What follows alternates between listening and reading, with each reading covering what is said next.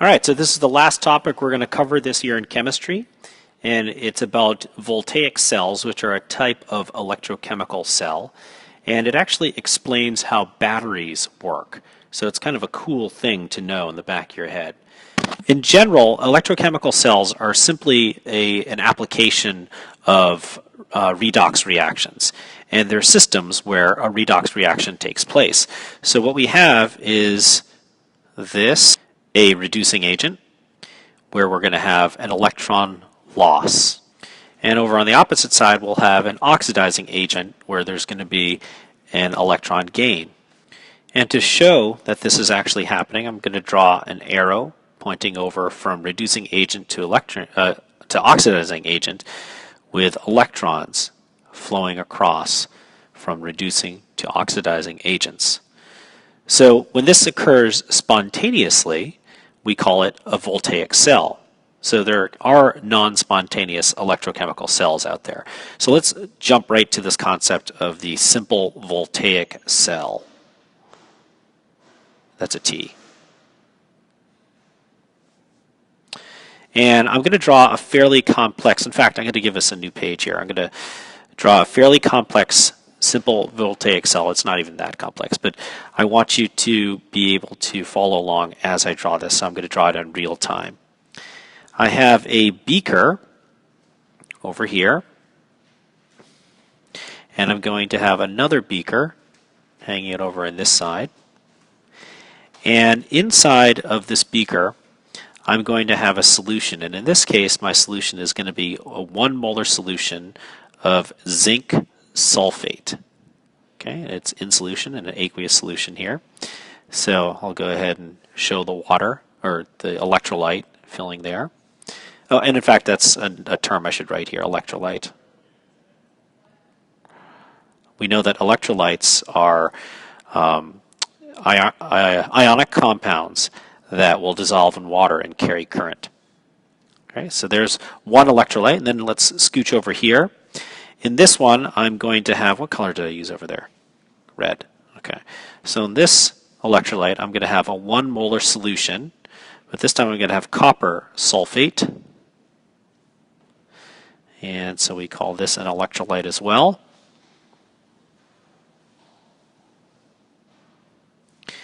And just for purposes of making this a little bit easier on ourselves, let's call this A and call this beaker here B.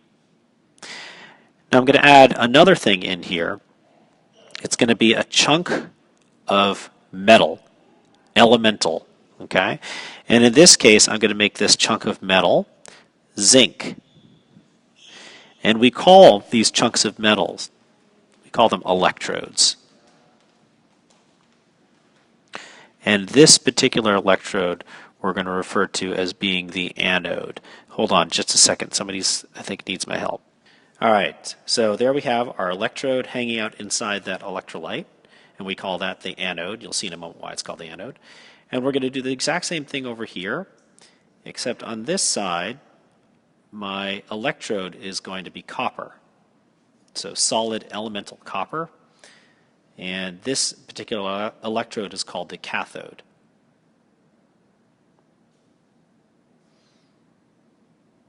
Geez, there we go. Okay, so 2 separate beakers. Now in a moment I'm going to connect these things together, and in fact, just to sort of make it a little easier, I'm going to scooch this a little bit closer here so that I can work with this. All right, and then what we're going to do is we're going to connect a wire between these 2 things, and in the middle, let's just say I have a light bulb. Okay, and that'll tell us if current is flowing through, because if it is flowing through, that light bulb will light up. Okay. Now, in this case, we are going to have an oxidation and reduction reaction going on, because over here, this is kind of a key element to this whole thing, we are going to have zinc solid, which will break down according to the following reaction inside that electrolyte. So zinc solid is going to break down and become zinc ions, and it'll release 2 electrons in that process. Okay? So that means the zinc ion, it goes into solution. Goes into solution. That's a very important thing for you to understand. And then over on the other side, we have a similar thing going on. But in this case, we have the copper ions that are in solution. Those things are going to grab on to a couple of electrons if they become available to them, and that's going to form copper solid. Now hold on, why is that happening? Do you remember the whole concept of chemical activity series and how there are some things that are more active than others? You may recall that copper as a metal, right, solid copper, is going to be less reactive, okay, have a lower activity than zinc metal. Now, if you recall, what that means is that zinc is going to be willing to give up its electrons to copper. So if zinc solid is hanging out in a solution that contains copper ions, it's going to give up its electrons to the copper. Now notice, however, that that's not what we have going on here. Let me just erase this for a moment. We have zinc hanging out in a solution with a whole bunch of zinc ions. So under normal circumstances, you would wonder what's going on here, because zinc is not going to give itself up. I mean, they're equal in terms of their power to be able to take electrons. So why would zinc give up electrons to zinc ions? It wouldn't. But when you've connected these things, these 2 electrodes via a wire in between them, in some sense you've now brought the zinc and the copper together in the same reaction. Oops, you know what I forgot to do is add this business here. So we now know that zinc is going to be willing to give up electrons. So the flow of the electrons is going to be in this direction. So putting in those arrows is going to be very important for you. Zinc is going to give up electrons to copper. Now, when it does that, when it gives up its electrons, right, it forms zinc plus, or 2 plus, and 2 electrons that are sent over through that wire. And as a result, the zinc electrode will actually lose mass, because it's essentially breaking down into zinc ions.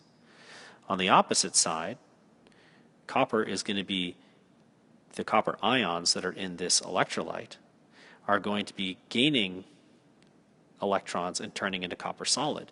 So instead of the losing mass, the copper electrode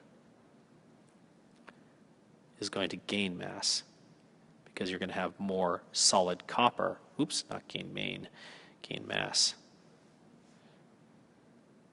Okay, because the copper ions are coming out of solution and they're adhering basically as copper solid to that electrode. Now let's go back and look at this in terms of a redox reaction. If zinc is losing an electron, then it is being oxidized. So oxidation, there we go, that's how you spell it, is happening over here. And if copper is gaining, right, then that means we have reduction going on here. So we have an oxidation and a reduction happening, so our redox reaction is taking place here. So we have electrons that, instead of being lost into solution, are cruising across a wire. As they flow through this wire, they heat up the filament to turn on the light.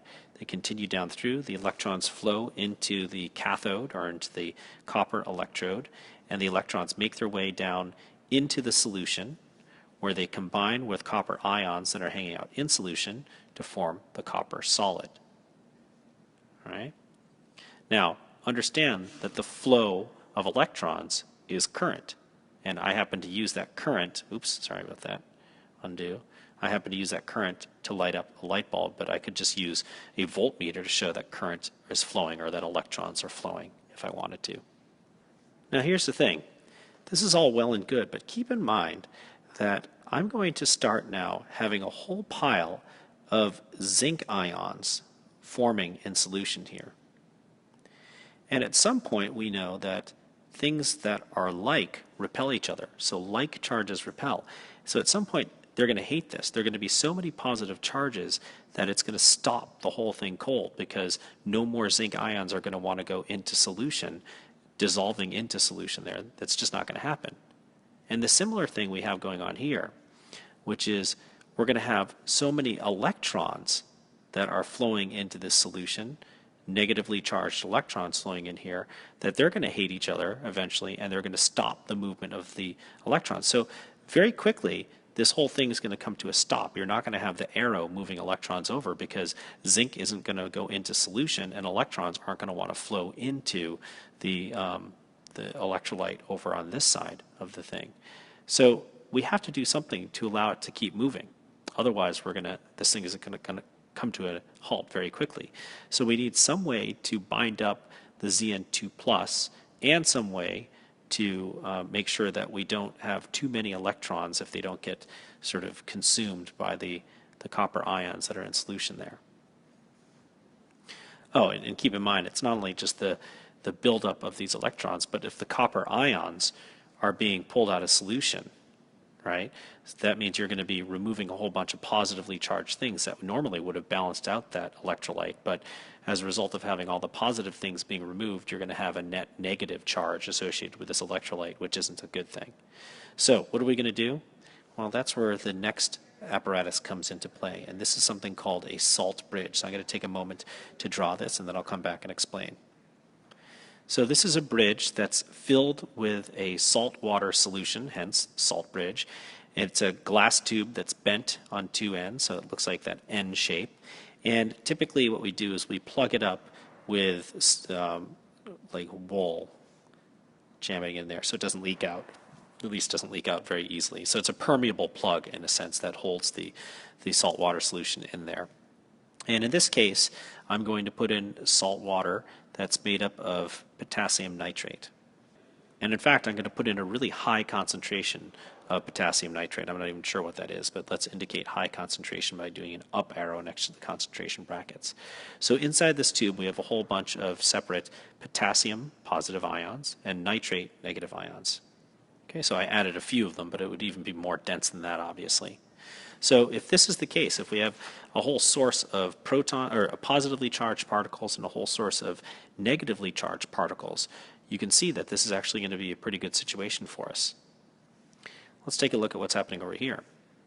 As the zinc ions are formed in the A side here, the nitrate ions are pulled down into the beaker to balance out the charge. Right? So you actually will lose some of those nitrate ions from the salt bridge. They'll go in there to balance out the charge so that you won't stop the process of moving electrons over the top. And then the exact same thing is happening, but in the opposite way over here, because as the Cu2 plus ions are removed from this side when they go in to form the copper solid, then the potassium ions are pulled in from the salt bridge into this beaker in order to balance things out electrically. All right, so we want to make sure that we maintain electrical neutrality for both of these beakers, because that will keep the flow of the electrons. And of course it keeps flowing, the current is going to flow until the cell reaches some sort of equilibrium, and then it stops. Okay, so this is a pretty long screencast here. I'm going to stop right there. Hopefully you understood what was going on here so that we can apply that to the problem set you guys will be working on Thursday. Bye.